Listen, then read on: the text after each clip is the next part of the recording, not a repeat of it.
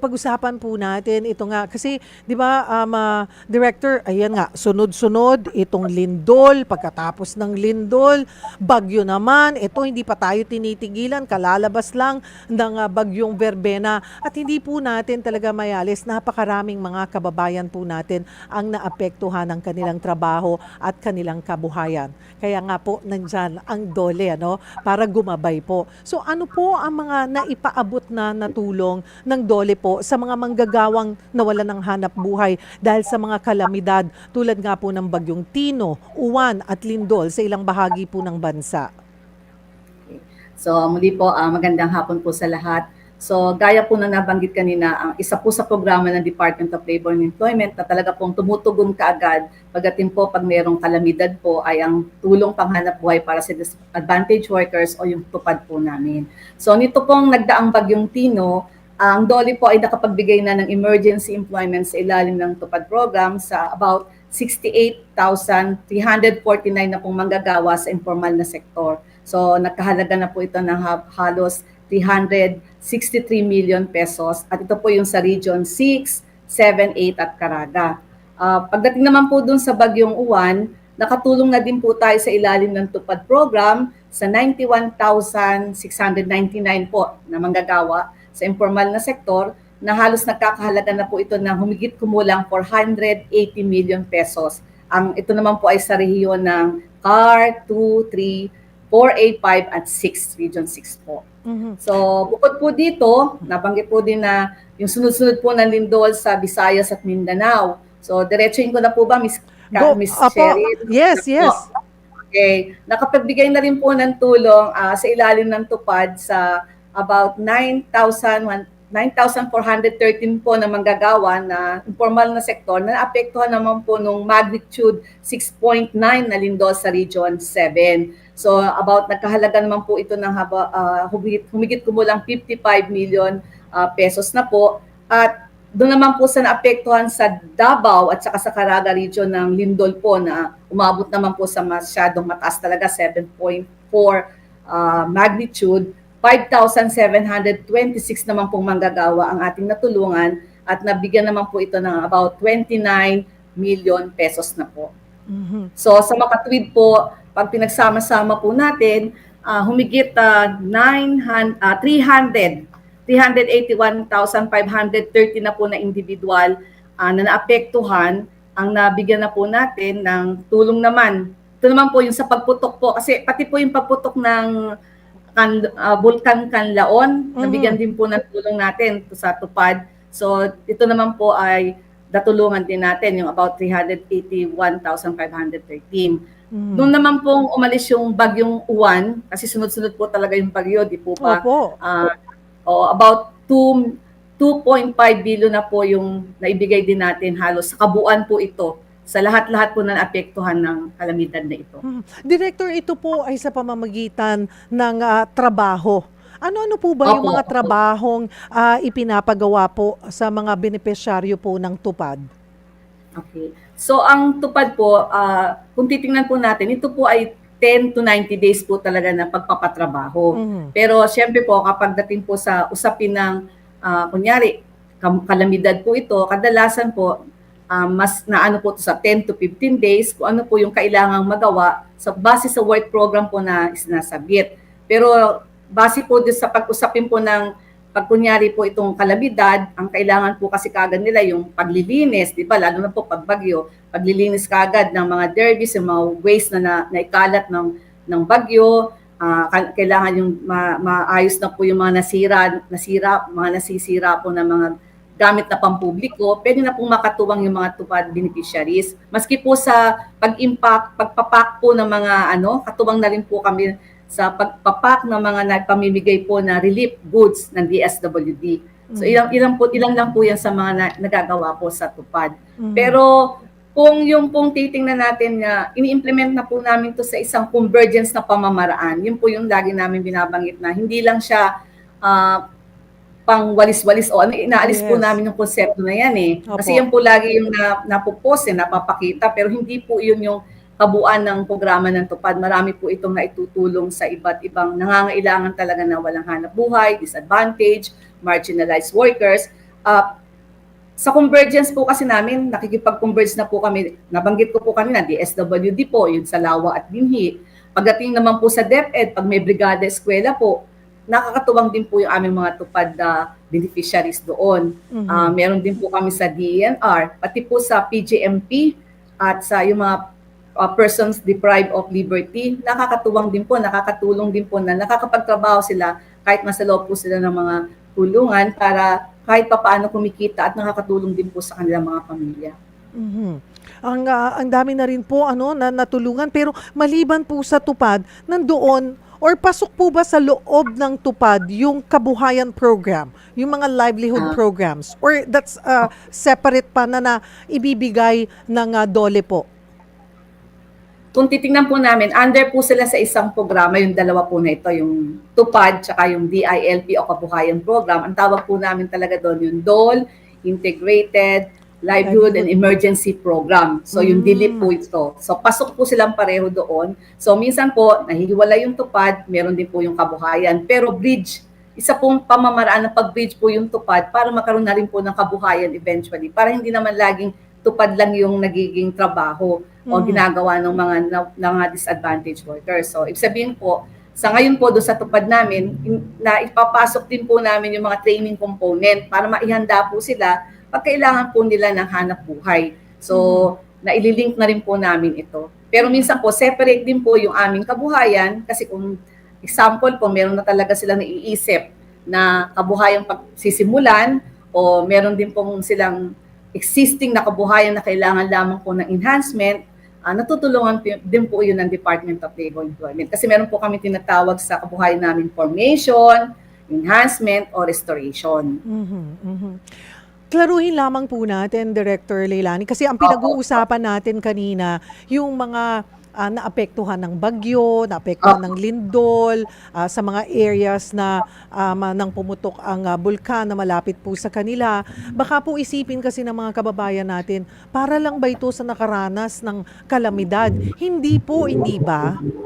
Hindi po. O Hindi yun. po. Sige nga Hindi po. po siya sa mga nakaranas ng kalamidad. Ang binabanggit mo nga po kanina dito, kadalasan lang, minsan yung tupad, talagang siya yung immediate na ibibigay, yung naitutulong kapag po nagkaroon ng kalamidad. Pero yung programa po na to ng Department of Labor and Employment, hindi lang po siya pag may kalamidad. Talaga po ito yung regular na programa na pinagtutulong o nagiging namin na pagtulong sa mga nangangailangan. Nabanggit ko po, basta displaced, disadvantaged, marginalized, and vulnerable group po sila o sektor ng lipunan.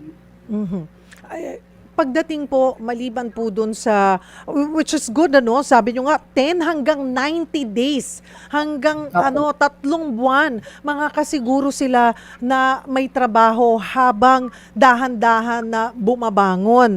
Ngayon, kung hindi man po yun, ay ito nga yung kabuhayan program. Ano-ano po yung mga kabuhayan packages na pwede po nilang matanggap or na makonsider na depende ba yan at saka paano nyo ini-evaluate na ano kayang pwede nating ibigay dito sa pamilyang ito? Yung mga ganun po? Okay po. So yung kabuhayan po namin, pwede sa individual at sa grupo o asosasyon. So pagdating po sa individual, nagkakahalaga po ng 50,000. Yun po yung maximum na naibibigay naming tulong. Depende po sa project proposal o business plan na isasubmit po ng individual na interesado. Ganun po siya. Then, ganun naman po sa asosasyon, pwede po hanggang 1 million to 3 million. Depende din po sa bilang ng miyembro ng asosasyon at depende rin po dun sa proposal o business plan na isasubmit din po ng asosasyon. So, mga maximum po ito. Isabihin, example po sa individual, kung ang kailangan lang po niya ay nakakahalaga lang po ng 40,000 para magsimula ng isang, sample lang po, sari-sari store or meron siyang parang may kakayanan siya o may skills siya sa pag-welding. Minsan po, kailangan lang niya mga gamit sa pag-welding para pag natawag siya, nakakapagtrabaho po siya, yun po yung napoprovide namin. So, ina-assess po ito. So, based sa business plan, business proposal na sinasubmit po sa Department of Labor and Employment, ini-evaluate po ito. At hindi po siya hindi po pera yung binibigay namin na tulong. Items na po talaga yung pinoprovide namin sa mga individual at grupo para po magamit. Kasi mahirap po pag minsan pera talagang items na po na kailangan na po nila. Ito na po yung binibigay namin sa kanila. So marami na po kasi mga livelihood na na-provide po natin sa iba't iba. Meron po kasi, depende po sa need nila, meron po kasi mga ibang kailangan grupo, yung mushroom production, kung ano po yung nandoon sa kanilang area. Minsan po, meron po yung swine fattening, water lily handicraft, kung ano po yung, isa po yung sa inaano namin na kung ano yung nandoon na produkto, raw materials na magagamit para pantulong din po ito dun sa one town, one product po natin na sinasabi. More or less, ganun po siya. So pwedeng kooperatiba kayo, no? Maliliit Yes. na groups, mga kapatid, para sa Opo. tingnan nyo sa inyo, sa barangay po ninyo. Kunwari, may minimum ba yan na members? Like kunwari, 10 sila or 20 mga nanay. Ano po, at gusto nilang may mapagkakitaan. So magpo-form sila ng group. Tapos pwede silang, sabi nyo nga, kailangan syempre may presentation sila. At Oo, tapos, meron. kung hindi man pumasa, ay pwede nyo rin, ginaguide nyo rin, ay kulang pa po ito, ayusin pa natin to, tapos balikan nyo kami. So, ayun. Opo. Pero dun sa mga individuals na sinasabi nyo, marami na po akong nakausap at nakilala na nabigyan po sila ang karinderya. Ayan, na pag Opo. gusto nila magsimula ng karinderya, negosyo sa kariton, yung nego Ito, cart. yes po. Yes, opo. 'Di ba? Negosyo sa- Opo, o Opo. yung mga negosyo na interesado po kayo na may kinalaman sa retail at trade tulad ng yung bigasan, yan, isa pa yung Opo. popular sa inyo, 'di Marami ba, po, ma'am? yan. Tama po, tama po. At yung mga maliliit na tindahan. Pero ito Opo. po, I understand, ay pupuntahan po kayo niyan ng DOLE, 'di ba, ma'am? Pupuntahan po Opo. kayo ng DOLE, check nila yung lugar nyo, at tutulungan pa kayo. Kunwari, gusto nyo ng bigasan pero wala namang foot traffic. Maiisip nila, Tama po. pwede po nilang i-suggest, ba't di na lang kayo mag-fishball, gagalaw yung cart nyo, madadala nyo sa ibang lugar, may malapit na eskwelahan, yung mga ganong bagay. So, ano na to, whole package na ang i-offer po sa inyo ng DOLE. Ang tanong, so doon po sa mga gustong makatanggap ng ganitong tulong mula sa DOLE, saan po ba sila dapat pumunta o makipag-ugnayan? May mga kailangan ba sila kagad na bitbitin, na na mga documents, ganun po, ID? Okay. Pag meron po silang nais na ganitong mga programa, pwede po sila lumapit sa mga marami po kami mga DOLE offices sa probinsya at saka po sa regional offices. Ngayon, kung nais din naman po nilang magtanong, mag-inquire, meron po kami mga public employment service office po sa mga LGU na maaari po silang magtanong doon kasi kapartner naman po na aming departamento ang mga PESO. So doon po ang pwede silang lumapit po. Pero kung meron po silang malapit naman sila sa tanggapan ng Department of Labor po sa mga probinsya, diretso na po silang pumunta sa aming tanggapan kasi meron po kami mga livelihood development specialist at meron din po kami mga DILP focal persons na siya pong gagabay at a-assist kung ano po yung kabuhayan na nais po nilang matanggap. At sabi nyo nga po, ang mga, ulitin lamang po natin, yung mga qualified na, Yes. na pwede po dito ay mga nawalan ng hanap buhay. Ano po? Displaced, Displaced. disadvantaged, Apo. marginalized at vulnerable groups po na nagnanais na magsimula ng negosyo. Meron naman pong iba, talagang may existing na pero may kulang pa po. May kulang pa para ma-enhance yung kanilang negosyo. Kaya doon po minsan pumapasok yung binanggit nyo po na negosyo sa kariton. Kasi minsan meron silang paninda pero hindi po nila wala po yung mobility para maihati dito sa iba, para kumita. Kasi minsan nandun lang sa isang lugar, hindi sila mabilan. Pero kung meron silang kariton, makakamove po sila from one place to another kung saan nila maibebenta yung kanilang mga paninda. Wow. Ngayong nalalapit na, Direktor, malapit na nga po matapos ang taon 2025. Abay, sige nga, gaano na ba karami? Kasi baka sabihin, totoo ba yan? Talaga ba? May mga natutulungan? Sige nga po, tingnan natin ang mga numero. Gaano na po karami yung mga natulungan ng mga programa po ng DOLE? Okay. Pagdating po dun sa DOLE Integrated Livelihood Program ng Kabuhayan, mula Enero po hanggang Nobyembre ngayong taon, naka 68,955 na pong individual ang nakatanggap po ng assistance mula sa aming kabuhayan programs. Umaabot na po ito sa 1.472 billion pesos. Pagdating naman po sa tupad, yung pinag-usapan natin kanina, mula po Enero hanggang Nobyembre, pasok na po dito yung mga natulungan na rin halos nung sa kalamidad, naka 1,921,480 na po kaming individual na natulungan. So humigit kumulang pong 12 billion pesos na po ang naibigay naming tulong sa tupad program. Ang dami na, pero naubos na ba? Naubos na ba yung yung pondo natin, or meron pa, pwede pa silang humabol? Sa kasalukuyan po, syempre po, matatapos na po yung taon. Ini-ensure namin talaga na 100% po na ma-disperse po ito sa taon to, dahil syempre po sa 2026, yun naman po yung antabayanan natin na budget na dumating para sa DOLE, para mas marami pa po kaming matulungan.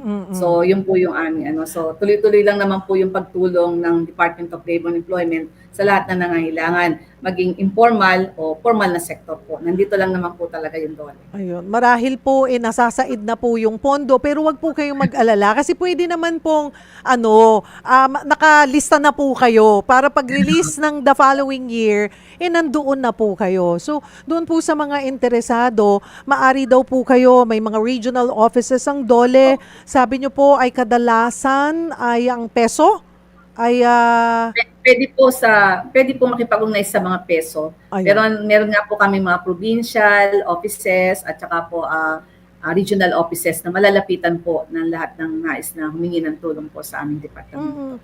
Mga kapatid, Cheryl Cosim po. Dito na tayo sa totoo. Dito tayo sa True FM.